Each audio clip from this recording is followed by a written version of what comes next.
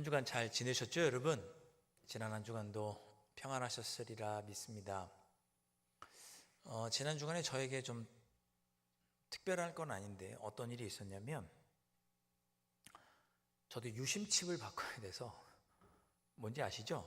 저도 SK텔레콤을 이용하는 고객인데 예약을 해서 유심칩을 바꿔 끼라고 연락이 와서 유심칩을 바꿔 끼려고 대리점을 찾아갔습니다. 연락을 받고 1시까지 오라고 그래서 5분 전에, 또 착한, 또 저는 또 모범생인지라 5분 전에 이제 유심칩을 교체하러 갔습니다. 저희 집사람한테 이제 둘이 똑같이 연락을 받아서 갔더니 문 앞에 오후 1시부터 점심시간이라고 이렇게 써 있더라고요. 1시부터 2시까지 점심시간. 문이 잠겨 있는 거예요. 아니, 1시에 오라고 문자가 와서 갔는데 1시부터 2시까지 점심시간이라고 문이 잠겨 있으니까 조금 황당하더라고요. 좀 화도 나고. 근데 그렇게 있는데 저 말고 다른 고객 한 분도 똑같은 문자를 받고 1시까지 오려고 이제 5분 전에 오셨는데 문이 잠겨 있는 거예요. 그래서 전화번호 이렇게 보고 이제 전화를 또 했죠. 전화를 여러 번 했는데 받지 않더라고요. 그래서 또 교회 왔다가 또 시간 맞춰서 이제 갔는데 또 되니까 이게 또 점심도 안 먹고 갔는데 배는 고프고 그래서 또 왜 없는 거야? 좋은 말과 안 좋은 말 섞어가면서 이제 그런 이야기를 했습니다. 옆에 있던 분들도 이제 다른 고객도 그러게요, 왜 없을까요? 이제 생판 모르는 분인데도 이제 마음이 같으니까 이제 그런저런 얘기를 하다가 불현듯 그런 생각이 들더라고요. 아니, 1시부터 점심시간이면 내가 5분 전에 왔으면 문은 열어 있어야 되는 거 아닌가? 그렇잖아요. 1시부터 점심시간이라고 써붙여 놨으면 제가 5분 전에 갔으니까. 그래서 어쩔 수 없이 밥을 좀 먼저 먹자. 그리고 밥을 먹고 1시 한 40분쯤 갔나? 그랬더니 문이 열려 있더라고요. 그래서 유심칩을 바꿔 낄 수가 있었습니다. 여러분, 1시까지 오라고 했으면 문이 1시에 열어져 있어야 정상인 거죠? 그렇죠. 제가 뭐 잘못한 건 아니죠. 근데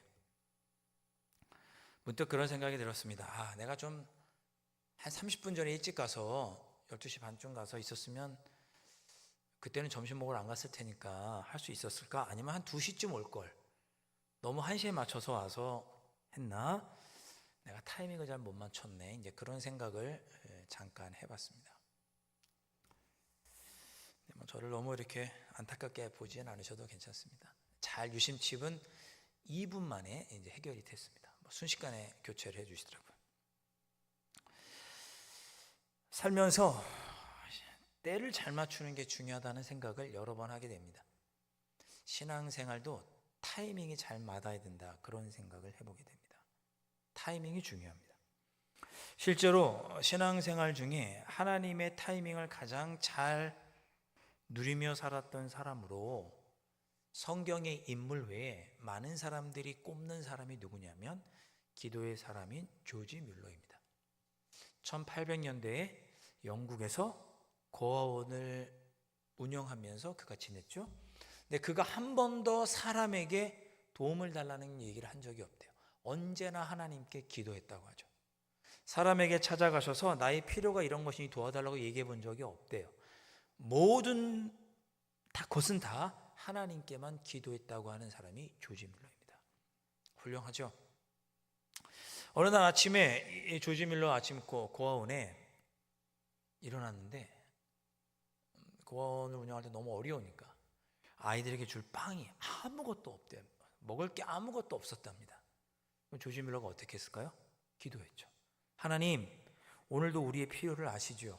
이 아이들 오늘 굶고 있습니다. 주님의 방식대로 허락해 주십시오 라고 기도를 했습니다. 기도를 마치자마자 기다렸다는 듯이 똑똑똑 하고 문을 여는 소리가 들립니다. 문을 열었더니 동네 빵가게 하시는 분이, 제가 지난밤에 잠을 잘 수가 없었습니다. 이 조지 뮬러 선생님이 하시는 이 고아원을 생각하니 밤사이에 잠이 오지 않아서 뭔가 마음에 꺼리낌이 있어서 그래서 새벽에 일어나서 우리 아이들을 위해서 빵을 구워왔습니다. 혹시 필요하십니까? 그러더라는 거예요. 감사합니다. 빵을 받고 빵을 테이블에 올려놓았는데 또 똑똑똑 하고 노크 소리가 들리더래요. 문을 딱 열었더니 수레가 교회 앞에 딱 있었는데 우유 배달부가 거기 딱 있더랍니다. 선생님, 지금 제가 딱 이 앞에서 이 수레가 고장이 나가지고 우유를 운반할 수가 없네요. 자칫 다 상하게 될 것 같아서 고아원에다 기부하겠습니다 라고 하고 싱싱한 우유를 주고 갔습니다. 아멘을 하시는 분이 아무도 없으시네요. 네. 너무나 황당하잖아요. 실제로 실화라고 하긴 하지만 황당하다고 생각할지 모르지만 조지 밀러는 기도의 응답이라고 생각했습니다. 여러분 어떻게 생각하십니까?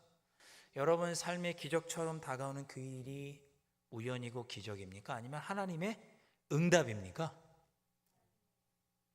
네. 하나님의 타이밍을 기가 막히게 보여주는 말씀이 바로 에스더서입니다. 에스더서에는 오늘 읽었던 이 에스더와 모르드게와의 대화 이외에도 모르드게에게도 하나님께서 기막힌 타이밍에 그를 섭리하시고 돌보아 주시고 나라의 귀한 일꾼으로 세워주신 이야기가 나옵니다. 그거는 또 다음 기회에 살펴보기로 하고. 자, 오늘 말씀 너무나 유명한 본문이죠. 유다 백성들이 지금 페르시아, 성경에는 바사라고 하죠. 바사 제국의 포로로 되어 있는 상태입니다. 원래 바벨론의 포로로 끌려갔는데 바벨론이 그대로 그냥 페르시아에 멸망한 거예요. 그래서 그대로 페르시아의 포로가 된 채로 포로 생활을 하고 있어요. 그때 있었던 일입니다. 이 페르시아 제국, 바사 제국의 왕의 신하였던 하만이라고 하는 사람이 유대인, 특별히 모르드게 때문에 빈정 상하는 일이 있었고 자존심 상하는 일이 있었습니다. 그 일 때문에 그가 유대인들을 다 죽여야겠다라고 마음에 먹게 됩니다. 나한테 고개를 숙이지 않아? 건방진 유대인들. 그래서 한두 명이 아니라 페르시아 제국 내에 있는 모든 유대인들을 죽이려고 계획을 세웁니다. 그리고 왕을 통해 공문을 내리게 하죠. 12월의 어느 날에 모든 사람들은 유대인들을 죽이고 재물을 탈취해도 좋다라고 허락하는 공문을 보내게 됩니다. 그 일을 계획한 사람이 누구냐면 하만이라고 하는 신하였어요. 자, 이 일이 공문이 알려지고 페르시아 전역에 이 일이 알려지게 되었으니 유대민족 입장에서는 큰일인 거죠. 자칫 유대민족 전체가 죽을 수 있는 위기에 놓이게 된 것입니다. 그 상황에 에스더의 사촌 오빠인 에스더를 마치 양녀처럼 돌보았던 사촌 오빠 모르드게가 에스더를 찾아가서 네가 좀 힘 좀 써봐라, 네가 좀 힘을 내봐라 라고 에스더에게 이야기하는 부분이 오늘 우리가 읽은 내용이 되겠습니다. 뭐라고 모르드게가 에스더에게 말했냐면, 지금 우리 유대민족이 지금 절체절명의 위기에 빠졌으니까 이런 우리가 위기 상황에 처했다고 네 남편, 왕이잖아요, 에스더 왕비니까 네 남편에게 가서, 왕에게 가서 좀 이야기해다오 라고 에스더에게 부탁을 합니다. 어떻게 보면 되게 쉬운데 당시의 법도에 따르면 굉장히 어려운 일이었습니다. 당시 왕궁의 법기는 왕이 부르지도 않았는데 왕비가 왕에게 나아가서 왕을 보면 왕이 왕비를 죽이도록 하는 그런 궁정 안에 법규가 있었습니다. 그 왕이 에스더를 가서 김상궁 가서 에스더를 들라 이르라 이렇게 허락하지도 않았는데 에스더가 혼자 자기 알아서 왕 앞에 가면 죽을 수 있는 거죠. 그런데 그렇다고 왕이 자기를 부를 때까지 기다리면 또 언제 부를지 모르는 일이잖아요. 오늘 본문에도 왕이 자기를 안 부른 지 수십 일이 지났다 이런 표현이 나오지 않습니까? 왕이 자기를 부르지도 않았는데 에스더가 나아갈 수도 없고 그렇다고 왕이 부를 때까지 기다렸다가 왕에게 이야기하자니 언제 자기를 부를지도 모르고 그 사이에 유다 백성들은 죽을 수도 있고. 그러자 에스더가 마음을 굳게 먹고 그 유명한 말을 오늘 하게 됩니다. 16절 말씀, 우리 다 함께 한 목소리를 함께 봉독해 보겠습니다. 시작. 당신은 가서 수산에 있는 유다인을 다 모으고 밤낮 3일을 먹지도 말고 마시지도 마소서. 나도 나의 시녀와 더불어 이렇게 금식한 후에 규례를 어기고 왕에게 나아가리니 죽으면 죽으리다 하니라. 아멘. 훌륭하죠? 왕이 나를 부르지 않아서 내가 그냥 왕 앞에 나아가면 죽을 수도 있는데, 그래 내가 죽으면 죽지, 그래도 왕 앞에 나아가서 말이라도 해보겠다고. 그러니 이런 나를 위해서 3일 동안 모든 유대인들이 기도해주면 좋겠다고 3일 뒤에 왕에게 나아가겠다고 에스더가 합니다. 성경의 기록에 따르면 에스더는 굉장히 아리따운 여인이었거든요. 에스더가 아리따운 것만이 아니라 굉장히 용기가 있는 그런 여인이었습니다. 죽으면 죽으리다. 그렇게 에스더가 그런 결심을 한 데에는 모르드게의 설득이 중요한 결정적인 역할을 했습니다. 14절 말씀도 우리 함께 한번 봉독해 보겠습니다. 14절 말씀 봉독합니다. 이때 내가 만일 잠잠하여 말이 없으면 유다인은 다른 데로 말미암아 노임과 구원을 얻으려니와 너와 내 아버지 집은 멸망하리라. 내가 왕후의 자리를 얻은 것이 이때를 위함이 아닌지 누가 알겠느냐 하니. 아멘. 이때라는 단어가 2번 나오죠. 이때. 에스더야, 네가 지금 이때 어느 때입니까?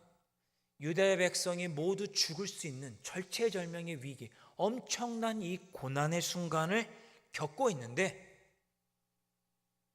하나님께서 너를 왕비로 삼으신 것은 이때, 지금 이 고난받는 이때를 위해서 너를 왕비로 부르신 것 아니겠니? 라고 모르드게가 설득을 합니다. 하나님께서 너를 지금 부르신 것은 이때, 이 고난의 때를 위해서 하나님께서 너를 선택하신 것 아니겠니? 라고 모르드게가 에스더를 설득한 거예요. 그 설득을 듣고 그래, 내가 죽으면 죽으리다, 하나님께 나아가겠습니다 하고 나아가게 되는 것입니다.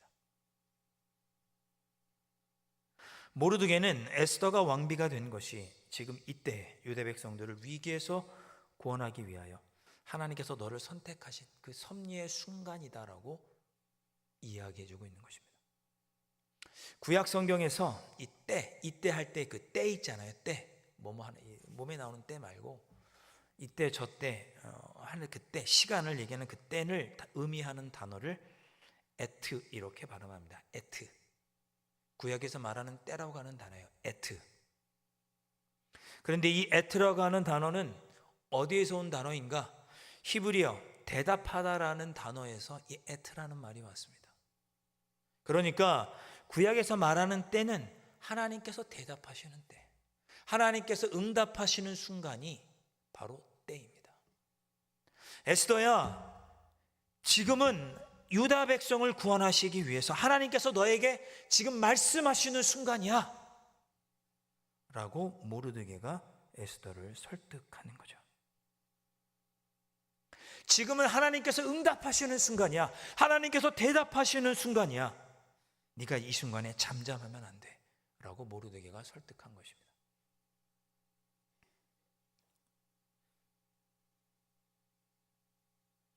사랑하는 성도 여러분, 여러분의 매일매일이 이렇게 하나님께서 응답해 주시는, 대답해 주시는 그 때가 될 수 있기를 주님의 이름으로 축복합니다. 초등학교에서 예전에 있었던 일이라고 합니다. 한 목사님이 자기 책에 수필에 이렇게 쓰셨는데 옛날 초등학교 때 생활조사를 했대요. 자, 하루에 외식 몇 번 하니? 일주일에 한 번 외식하는 사람 손 들어보세요. 선생님이 이렇게 했어요. 몇몇 아들이 손을 들었죠. 이렇게.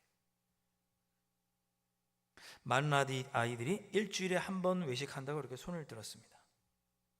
2번 하는 사람 손 들어보세요. 2번 한다고 손 드는 아이들도 있었습니다. 한 달에 한 번 하는 사람 손 들어보세요. 손 드는 사람이 있었습니다. 그런데 꼭 그럴 때 있잖아요.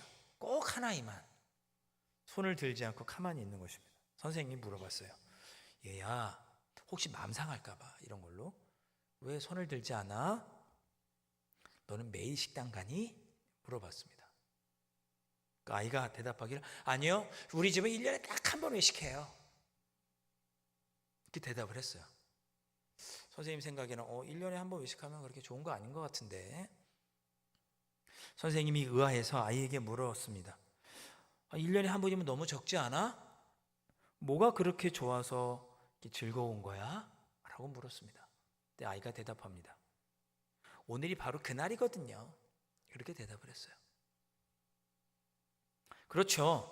외식할 때 짜장면을 먹을지, 돈가스를 먹을지, 햄버거를 먹을지, 피자를 먹을지, 스파게티를 먹을지, 갈비를 먹을지, 삼겹살을 먹을지, 뭘 먹을지 모르지만 적어도 오늘만큼은 이 아이에게는 기대와 설렘이 가득한 날인 것이죠. 1년에 한 번이지만 그날이 바로 오늘인 거예요. 오늘. 사랑하는 성도 여러분, 하나님께서 우리의 삶을 섭리해 주시는 바로 그때가 있겠죠. 하나님께서 저와 여러분의 삶을 섭리해서 선한 길로 인도해 주실 것입니다. 우리의 기도에도 응답해 주실 거예요. 그런데 그날이 오늘이 되실 수 있기를, 오늘 여러분에게 응답해 주실 수 있기를 주님의 이름으로 축복합니다.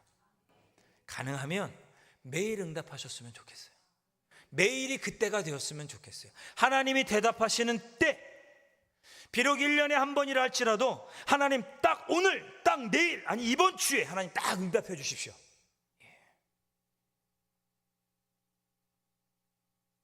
나를 향하신 하나님의 섭리와 기도의 응답이 바로 오늘 이루어질 수 있기를. 에스더가 말한 그때, 하나님께서 예비하신 온 백성들을 구원하시기 위해 하나님께서 응답하시는 그때, 그날이 바로 오늘이 되실 수 있기를.